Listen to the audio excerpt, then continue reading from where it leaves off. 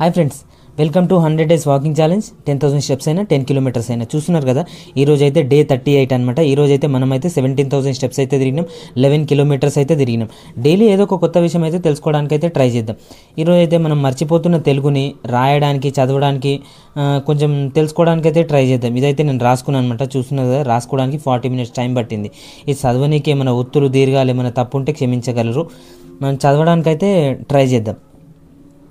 ఆచార్యదేవ, ఏమంటివి జాతి నెపమున సూత సుతున కిందు నిలువ అర్హత లేదందువా. ఎంత మాట. ఇది క్షాత్ర పరీక్షయే గాని క్షత్రియ పరీక్ష కాకూడదు. ఇది కుల పరీక్షయే అందువా. నీ తండ్రి భరద్వాజుని జననం ఎట్టిది, అది జుగుప్సాకరమైన నీ సంభవం ఎట్టిది. మట్టి కుండలో పుట్టితివి కదా, నీది ఏ కులము. ఇంత ఏల అస్మత్ పితామహుడు కురుకుల వృద్ధుడైన ఈ శాంతనవుడు శివ సముద్రాల భార్యయగు గంగా గర్భమున జనించలేదా. ఈయనది ఏ కులము, నాతో చెప్పిచ్చివేమయ్యా.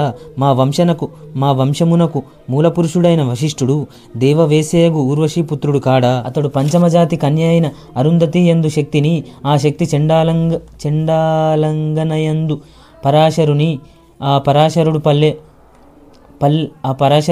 పల్లె పడుచు అయిన మత్స్యగంధి యందు మా తాత వ్యాసుని, ఆ వ్యాసుడు విధవరాండ్రైన మా పితామహి అంబికతో, మా తండ్రిని పినపితామహి అయిన అంబాలికతో, మా పినతండ్రి పాండురాజును మా ఇంటి దాసితో ధర్మ నిర్మాణ జనుడని మీచే కీర్తింపబడుతున్న ఈ విదురదేవుణ్ణి కనలేదా. సందర్భ అవసరములను బట్టి క్షేత్రబీజ ప్రాధాన్యములతో సంకరమైన మా కురువంశము ఏనాడో కులహీనమైనది కాగా, నేడు కులము అని వ్యర్థ వాదమెందులకు.